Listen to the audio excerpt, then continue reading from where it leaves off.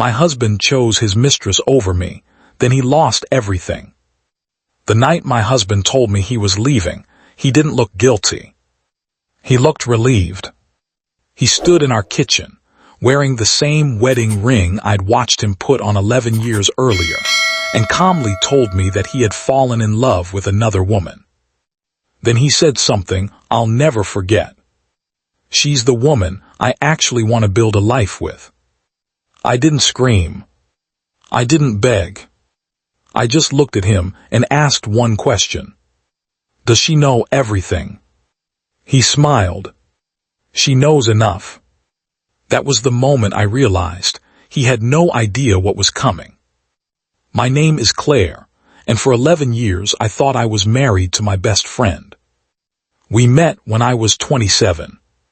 Daniel was funny, ambitious, and the kind of man who could make a boring Tuesday night feel like an adventure. We didn't start with much. A small apartment, one old car, 2 salaries, and a ridiculous amount of optimism. Over the years, we built everything together. I supported him when he started his consulting company. When his first business failed, I was the one who told him to try again. When he finally landed his biggest client, I was standing beside him with champagne. And when his company started making real money, Daniel changed. Not overnight. That's the problem. People rarely become strangers in one day. They become strangers one small decision at a time. First, he started working late. Then came the business dinners. Then the sudden obsession with his appearance. New shirts. New cologne. Gym every morning. And whenever I asked what was going on, he had the same answer. "I'm trying to grow the company, Claire."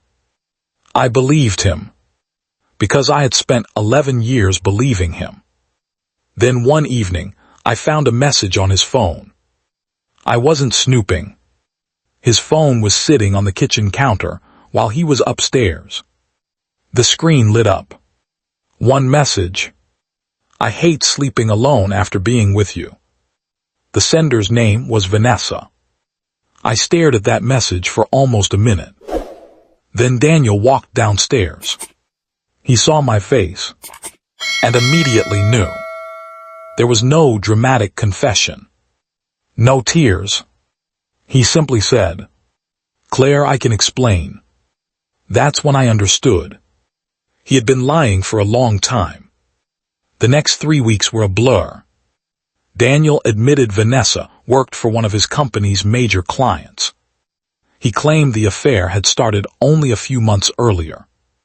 He said it was emotional, then physical, then complicated. And finally, he said the words that broke whatever was left between us. "I think I love her." I asked him if he loved me. He stared at the floor. That silence was my answer. I thought he would at least feel ashamed. Instead, he became impatient. He wanted a divorce. He wanted the house. He wanted to keep his company. And apparently, he wanted to walk away from 11 years of marriage as if he were canceling a subscription. One night he packed a suitcase. Before leaving, he stood by the front door and said, "I'm finally choosing happiness." I looked at him. "No, Daniel, you're choosing Vanessa." He shrugged. "Maybe that's the same thing." Then he walked out. I spent that night crying. Not because I wanted him back, but because I couldn't understand how someone could erase 11 years so easily. The next morning I stopped crying, and I started reading. Every financial document in our house, every business agreement, every tax return, every investment statement, every email related to Daniel's company. And that's when I discovered something Daniel had forgotten. I hadn't just been his wife. I'd been part of the foundation he had built his entire business on. When Daniel started his company, I had invested almost all of my savings. My name was on the original partnership agreement. Not because I wanted control. Because the bank required another investor. Over the years, Daniel bought me out of some smaller portions. But he never removed me completely. I still owned 20% of the company. And there was something else. A clause in the original partnership agreement. If either partner became involved in conduct that created a serious conflict of interest with the company or caused substantial reputational damage, the other partner had the right to trigger a mandatory buyout. I read that clause 3 times. Then I called my attorney. He read the agreement. Then he asked me one question. Does Daniel know you're still a shareholder? I smiled for the first time in weeks. I don't think he remembers. My attorney smiled back. Then don't remind him. 2 weeks later, Daniel filed for divorce. He expected a fight. Instead, I agreed to everything that was legally mine. The house, my investments, my share of the company. Nothing more. Daniel thought he was winning. He even told Vanessa. Apparently she was thrilled. She had already started planning their future. A bigger house, a luxury car, vacations, and Daniel's money. But there was one thing Vanessa didn't know. She hadn't fallen in love with a successful businessman. She had fallen in love with a man who was about to lose control of the company that made him successful. The first problem came when one of Daniel's biggest clients discovered the affair. Not because I told them. I didn't. They discovered it themselves. Vanessa had been working on the account while secretly having a relationship with Daniel. The client considered it a serious conflict of interest. They canceled their contract. Then another client left. Then another. Daniel's company started bleeding money. He called me one afternoon. Claire, you need to help me. I almost laughed. Why? Because you're still involved in the company. You mean the company you told me I was holding back? Silence. Then he said, I made a mistake.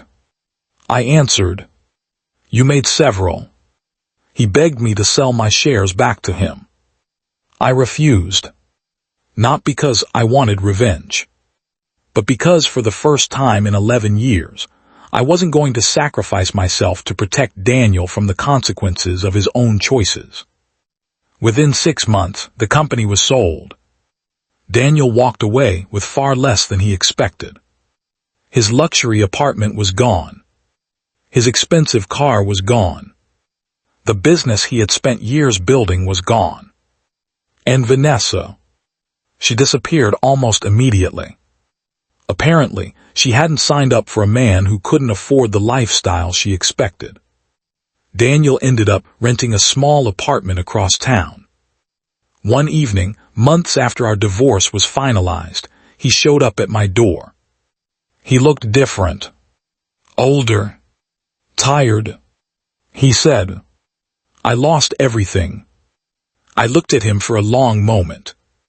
Then I said, no, Daniel, you lost what you chose to risk. He started crying. He told me he missed our old life. He said he finally understood what he had done.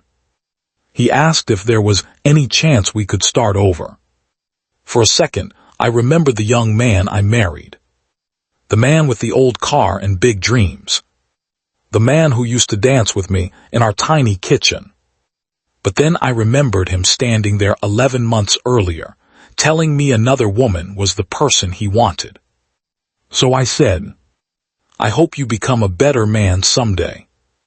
He looked at me hopefully. Then I finished. But I'm not going to be the woman who teaches you how. I closed the door. That night I didn't cry. I didn't feel victorious either. I just felt free.